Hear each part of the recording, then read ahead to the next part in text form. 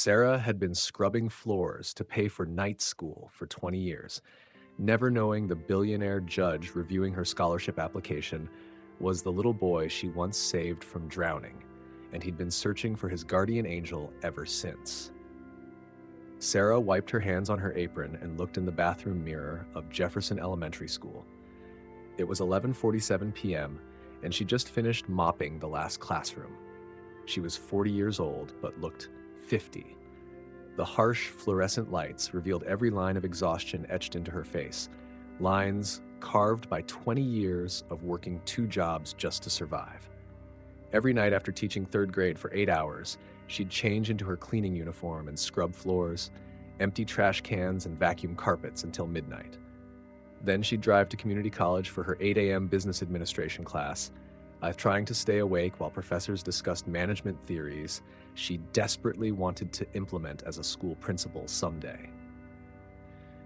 "This has to work," she whispered to her reflection, pulling the scholarship application from her worn canvas bag. The Harrison Education Foundation scholarship could change everything. A full $50,000 education grant, enough to quit her night job and focus on finishing her bachelor's degree, then pursuing her master's in educational leadership. Sarah had been saving for this moment for years. She'd calculated every penny. If she could just get this scholarship, she could complete her degree in 2 years instead of the projected 6 years at her current pace. At 40, she didn't have 6 years to waste. She read the application form again, her tired eyes focusing on the question that could determine her future. Explain why you deserve this scholarship and how it will impact your life and community. Gripping her pen with hands that smelled of industrial cleaner despite 3 washings, she began to write. "My name is Sarah Mitchell. I've been an elementary school teacher for 20 years, and I've loved every moment of working with children. However, my dream extends beyond the classroom. I want to become a principal to create systemic change that benefits entire school communities. Every night, I clean schools and offices to pay for my night school education costs. I currently maintain a 3.9 GPA while working 70 hours per week.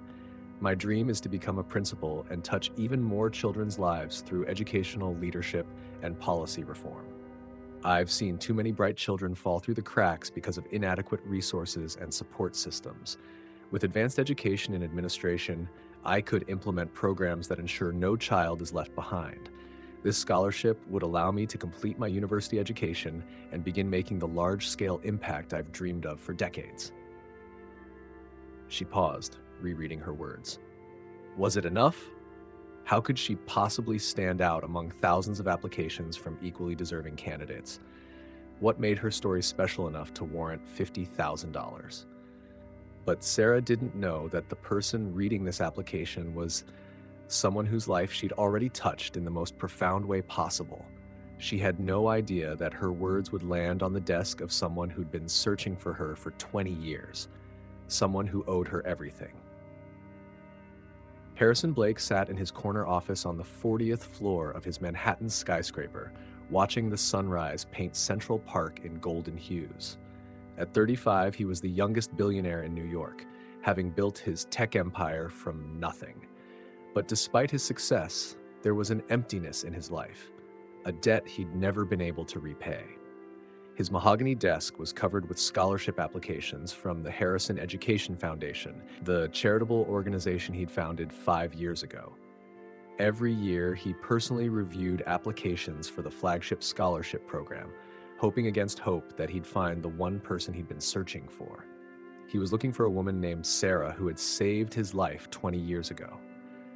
He remembered her first name clearly, but her last name remained frustratingly elusive in his memory. He'd been only 8 years old when their paths crossed, and trauma had a way of fragmenting childhood memories. His assistant Jennifer knocked and entered, carrying another stack of applications. She was a Harvard MBA who could have worked anywhere, but she'd chosen to work for Harrison because she believed in his mission. "Mr. Blake, here are this month's scholarship applications. 200 applications total, with 47 from current teachers seeking advanced degrees." Harrison looked up from the Central Park view that both inspired and haunted him. "As always, I'll review the teachers first. They're the most valuable people in our society.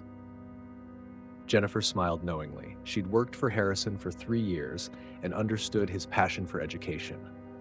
That's why you founded the Education Foundation, isn't it? Because a teacher changed your life?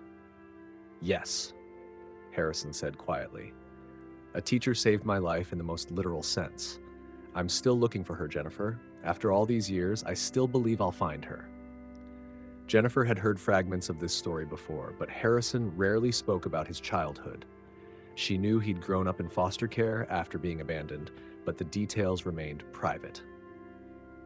Harrison began reviewing the applications methodically. He read each one carefully, looking for any mention of someone who might have worked with children 20 years ago, someone who might have been in Central Park that day. The first application was from a math teacher in Brooklyn. The second was from a special education teacher in Queens. The third application stopped him cold. Sarah Mitchell, elementary school teacher, working for 20 years. His heart began racing as if he'd just run a marathon. Sarah Mitchell.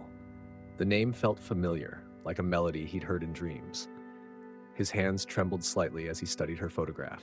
The woman in the photo had graying brown hair pulled back in a simple ponytail, tired but kind eyes, and a gentle smile that spoke of someone who dedicated her life to caring for others. There was something achingly familiar about her face, something that made his chest tighten with emotion. Could it really be her?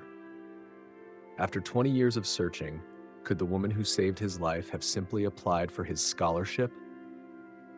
Harrison's mind raced back to that terrible day in Central Park. He'd been 8 years old, homeless, and desperate when he'd fallen into the lake. He was drowning, certain he was going to die, when a young woman, a college student, he thought, had jumped in to save him. Her name had been Sarah. This Sarah Mitchell looked older than he'd expected, but 20 years would age someone, especially someone who'd been working as hard as this application described. The more he studied her face, the more convinced he became. It was her. After 2 decades of searching, he'd found his guardian angel. Harrison closed his eyes and let his mind drift back 20 years, to the day that changed everything. He was 8 years old, small for his age, and painfully thin from months of inadequate nutrition. His mother had abandoned him 6 months earlier, leaving him to navigate the foster care system that seemed designed to lose children like him.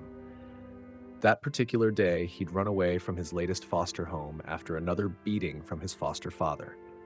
He'd been wandering Central Park for hours, searching through trash cans for food, when exhaustion and despair overwhelmed him. The lake looked peaceful in the afternoon sunlight. He'd approached the edge, not planning to fall in, just wanting to wash his face and maybe catch his reflection to see if he looked as broken as he felt. But the rocks were slippery from recent rain, and his worn sneakers couldn't find purchase. He remembered the shock of the cold water closing over his head, the panic as he realized he couldn't swim, the burning sensation in his lungs as water rushed in. He was sinking, the surface getting farther away, when suddenly strong arms grabbed him and pulled him upward. The young woman who'd saved him was probably 22 or 23, with shoulder-length brown hair and the kindest eyes he'd ever seen. She'd performed CPR on the muddy shore while a crowd gathered, breathing life back into his small body. "My name is Sarah," she'd said when he'd finally stopped coughing up lake water. "You're safe now. What's your name, sweetheart?" "Harrison," he'd whispered, still shaking from cold and terror. "Harrison? What a strong, handsome name. You're going to be okay, Harrison, I promise." But Sarah hadn't stopped there. When the paramedics arrived, she'd insisted on riding with him to the hospital.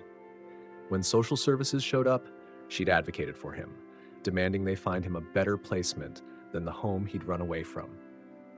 During the 3 days he'd spent in the hospital for observation, Sarah had visited every day. She'd brought him books, helped him with homework packets the hospital teacher provided, and most importantly, she'd talk to him like he mattered. "You're not just a foster kid, Harrison," she'd told him on her final visit. "You're a brilliant, special child who deserves love and opportunity. Don't let anyone tell you otherwise." Harrison remembered asking why she was being so kind to a stranger. "Because every child deserves to be saved," she'd replied. "And because I see something special in you. You're going to do amazing things one day, Harrison. I can feel it." Those words had become Harrison's guiding light through the dark years that followed. Even when he'd been placed in the Blake family and finally found stability, even when he'd excelled in school and later at Harvard, even when he'd built his business empire, Sarah's words had remained with him. You're going to do amazing things. She'd been right, but she'd never know it unless he could find her. Harrison's hands were still shaking as he reached for his phone. After 20 years of wondering, of hoping, of searching through teacher directories and social media, could it really be this simple? Could Sarah Mitchell be his Sarah? He called his private investigator, Marcus Webb, who'd been helping him search for years. "Marcus, I need you to do an immediate background check on someone. Sarah Mitchell, elementary school teacher, currently working in Queens." "Harrison, you sound different. Is this about—" "I think I found her, Marcus. I think I found the woman who saved my life." Within 2 hours, Marcus had compiled a comprehensive report. Sarah Elizabeth Mitchell, aged 40, had been born in Brooklyn and attended NYU 20 years ago as an education major.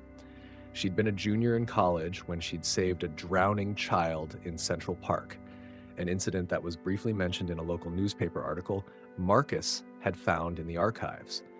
The article was short, just 3 paragraphs about a heroic college student who'd saved an unidentified foster child from drowning, but it confirmed everything. The date, the location, even the fact that Sarah had stayed with the child at the hospital. Harrison stared at the newspaper clipping, his eyes filling with tears. There it was in black and white, proof that Sarah Mitchell was indeed his guardian angel. He immediately called Jennifer. "Clear my schedule for tomorrow afternoon. I'm conducting a scholarship interview personally." "But sir, the committee usually—" "This is different, Jennifer. This is the most important interview of my life." That night, Harrison couldn't sleep. He walked the floors of his penthouse apartment, staring out at Central Park, planning what he would say to the woman who'd given him everything. How do you thank someone for saving not just your life, but your entire future? Meanwhile, across the city in her small Queens apartment, Sarah was also awake. She'd been cleaning office buildings until 2 a.m. when her phone rang with news that would change everything. "Miss Mitchell, this is Jennifer Walsh from the Harrison Education Foundation. Your scholarship application has been selected for a final interview. Mr. Blake himself will be conducting the interview tomorrow at 2 p.m. Sarah had dropped the phone, then scrambled to pick it up. "I'm sorry, did you say Mr. Blake himself? The Harrison Blake?" "Yes, ma'am. He specifically requested to interview you. This is quite unusual. Mr. Blake rarely conducts interviews personally." After hanging up, Sarah had cried tears of joy and terror. This was her chance, possibly her only chance, to change her life. But why would a billionaire want to interview her personally? What made her application special?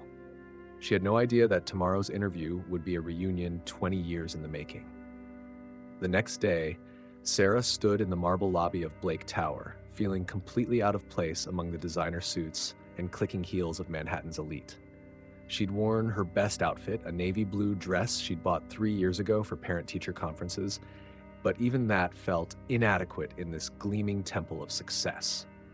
The elevator ride to the 40th floor felt endless.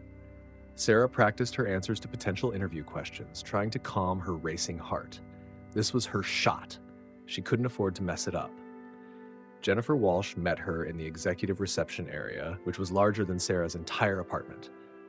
Floor-to-ceiling windows offered a breathtaking view of Central Park, and Sarah couldn't help but stare. "Beautiful view, isn't it?" Jennifer said with a warm smile. "Mr. Blake specifically chose this office for that view. He says Central Park reminds him of his purpose." Sarah nodded, not trusting her voice. She was nervous enough without trying to make small talk with someone who probably earned more in a month than Sarah did in a year. "Mr. Blake will see you shortly," Jennifer continued. "Can I get you some water? Coffee? Water would be great, thank you." While Jennifer fetched the water, Sarah studied the awards and photographs lining the reception area walls. Harrison Blake with various dignitaries receiving humanitarian awards, cutting ribbons at school openings. But what struck her most was a large photograph of a groundbreaking ceremony for a new elementary school in the Bronx.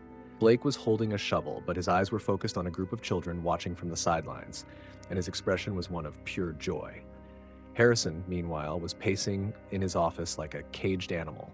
20 years of wondering, and in just moments, he'd be face to face with the woman who'd changed everything. His secretary buzzed the intercom. "Mr. Blake, Miss Mitchell is here." Harrison took a deep breath. "Send her in." The door opened, and Sarah walked into his office. The moment Harrison saw her, any remaining doubt vanished. Those were the same kind eyes that had looked down at him with compassion when he was drowning. The same gentle smile that had told an 8-year-old boy he was special. 20 years older, yes, but unmistakably the same woman. Sarah, however, showed no recognition. She saw only a surprisingly young and handsome CEO who seemed slightly nervous, which struck her as odd for someone so successful. "Miss Mitchell, welcome. I'm Harrison Blake." He extended his hand, and when Sarah took it, he felt the same strength and gentleness that had pulled him from the water 2 decades ago. "It's an honor to meet you, Mr. Blake. Thank you so much for considering my application." Harrison gestured to the seating area by the window rather than the formal desk setup. He wanted this to feel like a conversation, not an interrogation. "Please, call me Harrison, and the honor is mine, believe me. I've read your application several times, and I'm incredibly impressed by your dedication." Sarah sat on the edge of the leather sofa, her posture perfect despite her obvious nervousness. "Thank you. This scholarship means everything to me." Harrison studied her face, amazed by how little her essential nature had changed. She still radiated the same warmth and strength that had made an 8-year-old boy feel safe for the first time in months. "Tell me about your teaching philosophy, Sarah. What drives you to work with children?" Sarah's posture relaxed slightly as she moved into familiar territory. "I believe every child has unlimited potential, regardless of their circumstances. Sometimes children just need one person to believe in them, to see their worth when they can't see it themselves." Harrison's heart clenched. She was describing exactly what she'd done for him. "Have you had experience with children from difficult backgrounds? Foster children, perhaps?" "Oh yes," Sarah said, her eyes lighting up. "Some of my most rewarding work has been with children who've experienced trauma or instability. There was one situation, actually, about 20 years ago." Harrison leaned forward, hardly daring to breathe. "I was in college then, and I encountered a child who was in crisis. It wasn't in my classroom. It was an emergency situation. That experience taught me that sometimes being an educator means being ready to help whenever and wherever you're needed." She paused, and Harrison saw her eyes grow distant with memory. "That little boy, I've often wondered what happened to him. He was so bright, so resilient despite everything he'd been through. I hope he found the love and stability he deserved." Harrison felt tears threatening, she remembered. After all these years, she still thought about that day, still wondered about him. Harrison stood up and walked to the window overlooking Central Park, trying to compose himself. "What would you say to that little boy if you could see him today?" Sarah also stood, moving closer to the window. "I'd tell him that I never forgot him, that saving his life was one of the most important things I've ever done. I'd want to know if he'd found happiness, if someone had finally shown him the love he deserved." Harrison turned to face her, his eyes bright with unshed tears. "What if I told you that little boy grew up to be very successful? What if I told you he'd been searching for you for 20 years? Sarah's brow furrowed in confusion. "I don't understand. How would you know about—" She stopped mid-sentence, her eyes widening as she really looked at Harrison for the first time. His face, his build, something about the way he held himself. "No," she whispered. "It's not possible." Harrison smiled through his tears. "My name is Harrison Blake, but 20 years ago, you knew me by just my first name. I was 8 years old, I'd fallen into the lake in Central Park, and I was drowning until an angel named Sarah jumped in to save me." Sarah staggered backward, her hand flying to her mouth. "Harrison? My little Harrison?" "I'm not so little anymore," he said with a watery laugh. "But yes, it's me, the boy you saved, the boy you told could do amazing things." Sarah collapsed into the nearest chair, tears streaming down her face. "But you're Harrison Blake. The Harrison Blake. How did you— you were just a scared little boy." Harrison sat across from her, leaning forward earnestly. I was a scared little boy who was told by an incredible woman that he was special, that he could do amazing things. Do you know what those words meant to someone who'd never heard anything positive about himself? Sarah shook her head, overwhelmed. They became my truth, Sarah. Every time I was placed in a new foster home, every time I faced a challenge in school, every time I doubted myself while building my company, I heard your voice telling me I was special, that I could do amazing things. But the Blake family, Sarah managed to say, adopted me 6 months after you saved me. They were wonderful people who gave me stability and love, but you gave me something even more important. You gave me the belief that I was worth saving. That belief drove every success I've achieved. Sarah was crying openly now. I can't believe it's really you. You were so small, so frightened. Harrison reached across and took her hands, just as she'd done with him in the hospital 20 years ago. I remember everything, Sarah. I remember you staying with me in the hospital, bringing me books, telling me stories. I remember you fighting with the social worker to make sure I'd be placed somewhere safe. I remember you promising that someone would love me someday. You remembered all that? Every word. And Sarah? Harrison squeezed her hands gently. You were right about everything. The Blake family did love me. I did do amazing things, but none of it would have happened without you. Sarah looked around the luxurious office, then back at Harrison. This is why you founded the Education Foundation, isn't it? To find me? Harrison nodded. Partly, yes, but also because I wanted to honor what you taught me, that every child deserves to be saved, that every child has the potential to do amazing things. I've been looking for you for 20 years, Sarah. I wanted to thank you, but more than that, I wanted to show you that the little boy you saved made good on your faith in him. Oh, Harrison, Sarah whispered, I'm so proud of you, so incredibly proud. And now, Harrison said, standing up and walking back to his desk, I finally get to return the favor. Harrison returned with a thick manila folder, his hands steady now that the truth was finally out. Sarah, the scholarship you applied for, the $50,000 education grant, that's just the beginning of what I want to offer you. Sarah wiped her eyes with the tissue box Harrison provided. I don't understand. For 20 years, I've been building this company, this foundation, waiting for the day I could repay you, not just with money, but with something meaningful. He handed her the folder. Open it.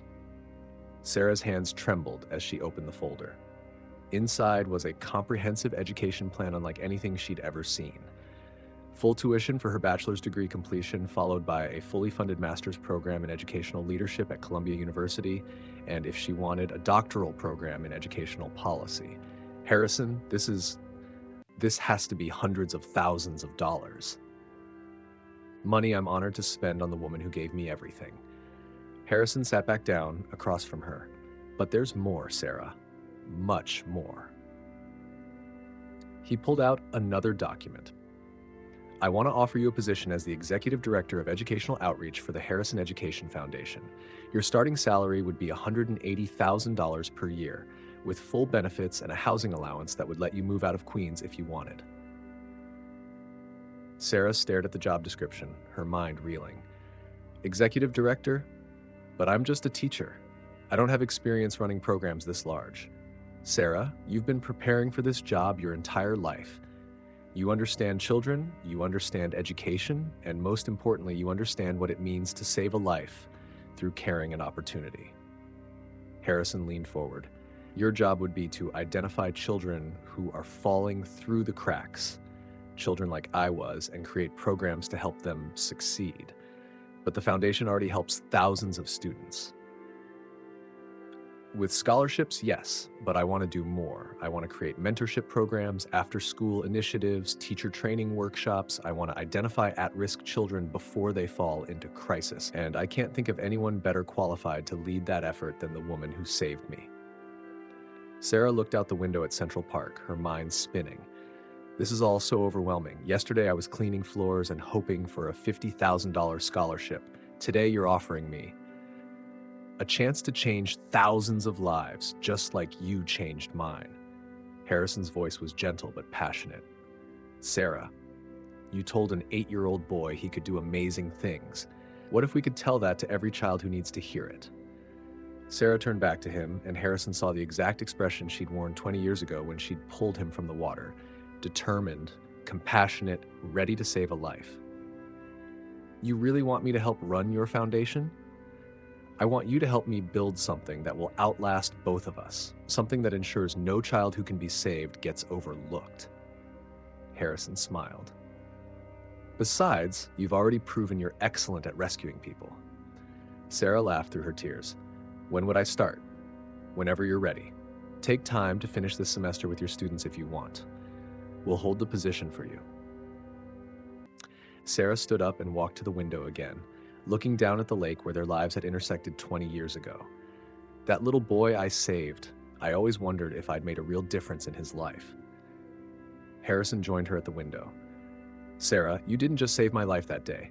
You saved every life I'll touch through this foundation. Every scholarship we give, every program we create, every child we help, that all started with you jumping into that lake. Sarah turned to face him, and Harrison saw the teacher in her eyes, the woman who dedicated her life to believing in the potential of others. Yes, she said simply. Yes, I'll take the job. Harrison's face broke into the biggest smile Sarah had ever seen. Really? Really? But I have one condition. Anything. I want to start by creating a program specifically for foster children, children like you were. Harrison felt his heart swell with pride and gratitude. I was hoping you'd say that. 6 months later, Sarah stood in her new office on the 35th floor of Blake Tower, looking out at Central Park as the morning sun painted the lake in golden light. Her nameplate read, Sarah Mitchell, Executive Director of Educational Outreach, and beside it sat a framed photo from the groundbreaking ceremony of the first Guardian Angel Learning Center in the Bronx. The Guardian Angel program had become the Foundation's flagship initiative, identifying at-risk children and providing them with comprehensive support, tutoring, mentorship, counseling, and when needed, advocacy with social services. In just 6 months, they'd helped over 200 children, and Sarah had never been happier. Harrison knocked on her open door. How's our newest Guardian Angel doing? Sarah turned from the window, smiling at the running joke between them. Wonderful. The team just identified 15 new children for the program this week. And how's the Columbia program going? Sarah had started her master's degree in educational leadership, attending classes 2 evenings a week while running the foundation programs. Challenging but incredible. I'm writing my thesis on trauma-informed educational interventions. Harrison grinned. Let me guess, you're using our Guardian Angel program as your case study? Of course. Who better to write about saving children than someone who has saved herself? Harrison's expression grew serious. Sarah, I have something to tell you. The board met yesterday and they've approved the expansion. Expansion? Guardian Angel Learning Centers in 10 new cities. We're going national, Sarah. Your program is going to help thousands of children across the country. Sarah sank into her chair, overwhelmed. 10 cities? But that means you'll be traveling, training new teams, overseeing implementation. It's a huge responsibility. Sarah looked out at Central Park again, thinking about all the children who were out there right now, struggling like Harrison had struggled, waiting for someone to believe in them. When do we start? Harrison laughed. I was hoping you'd say that. We start with Chicago next month. As if on cue, Sarah's assistant knocked on the door. Miss Mitchell, there's a teacher from the Bronx Center on line 2. She says it's about one of the Guardian Angel children. Apparently, he just got accepted to the specialized high school program. Sarah's face lit up. That's Marcus, the boy who reminded me so much of a certain 8-year-old I once knew. Harrison smiled, remembering Marcus from their last visit to the Bronx Center. The 12-year-old had been aging out of foster care when the Guardian Angel program found him. Now he was thriving academically and had been placed with a loving foster family who wanted to adopt him. Take the call, Harrison said. Good news about the kids never gets old. As Sarah reached for the phone, Harrison headed for the door, then stopped. Sarah? Yes? Thank you. For everything. For saving my life, for taking this job, for believing that every child can be saved. Sarah smiled at the man who'd grown from the frightened little boy she'd pulled from the lake into someone who was now saving children all across the country. Thank you, Harrison, for proving that sometimes the people we save end up saving us right back. 2 years later, the Guardian Angel Learning Center network had expanded to 25 cities, helping over 5,000 at-risk children annually. Sarah had completed her master's degree and was considering the doctoral program Harrison kept encouraging her to pursue.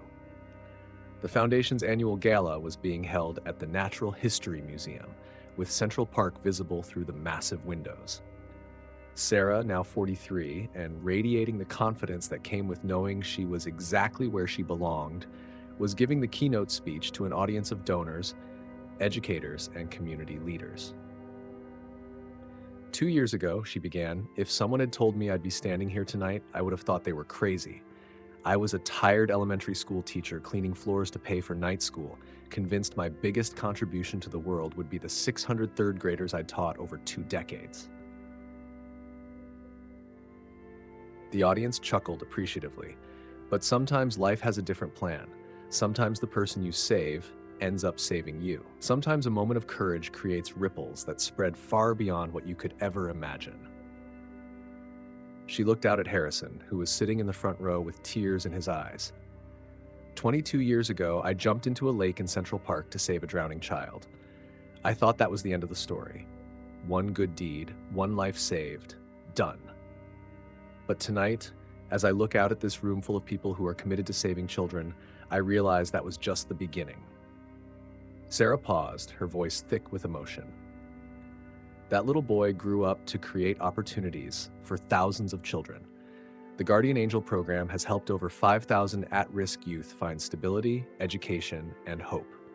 63 of our kids have been adopted by loving families. Over 200 have graduated high school with college scholarships. 12 have started their own nonprofits to help other children. The audience erupted in applause. But here's what I want you to remember, Sarah continued. Every single one of those success stories started with someone, a teacher, a social worker, a mentor, a neighbor, someone who looked at a struggling child and said, "You matter, you're worth saving, you can do amazing things." Sarah's eyes found Harrison's in the crowd. So tonight, I challenge each of you to be someone's guardian angel, because you never know, the child you save today might grow up to save thousands of others. That's the real miracle. Love multiplies, kindness spreads, and sometimes, if we're very lucky, we get to see just how far our compassion can reach. The standing ovation lasted for 5 minutes. Later, as the gala wound down, Harrison and Sarah stood together on the museum's terrace, looking out at Central Park under the stars. 22 years, Harrison mused. From a drowning boy to this. From a struggling teacher to this, Sarah added. Harrison turned to her. Do you ever wonder what would have happened if you hadn't been walking by the lake that day? Sarah considered the question. Sometimes. But then I think about Marcus and Anna and all the kids in our programs, and I realize that maybe everything happens for a reason. Maybe I was supposed to save you so that you could save them. Or maybe, Harrison said softly, you were supposed to save me so that together we could save each other. They stood in comfortable silence, two people whose lives had been forever intertwined by a moment of crisis and compassion, now working together to ensure that no child who could be saved would be overlooked. In the distance, Central Park Lake glittered under the moonlight, no longer a place of near tragedy, but a symbol of hope, transformation, and the incredible power of human kindness to change the world. Sarah had jumped into that lake to save one little boy. She had no idea she was really saving thousands. Sometimes the people who change our lives are the people whose lives we've changed, because true love emerges not in the moment it's given, but in the moments it's remembered, honored, and multiplied into something greater than we ever dared to imagine.